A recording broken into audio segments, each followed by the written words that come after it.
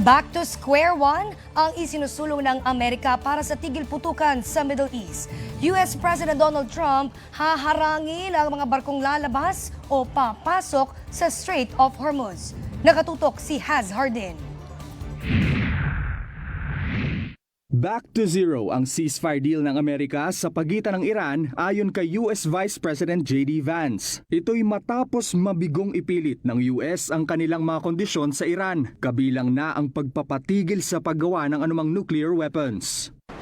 The bad news is that we have not reached an agreement, and I think that's bad news for Iran much more than it's bad news for the United States of America. So we go back to the United States having not come to an agreement.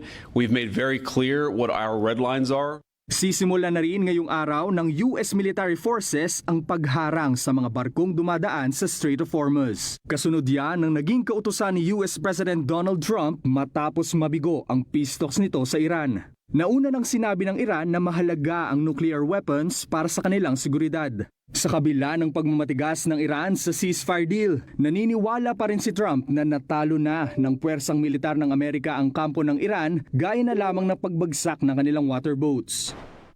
We're in very deep negotiations with Iran.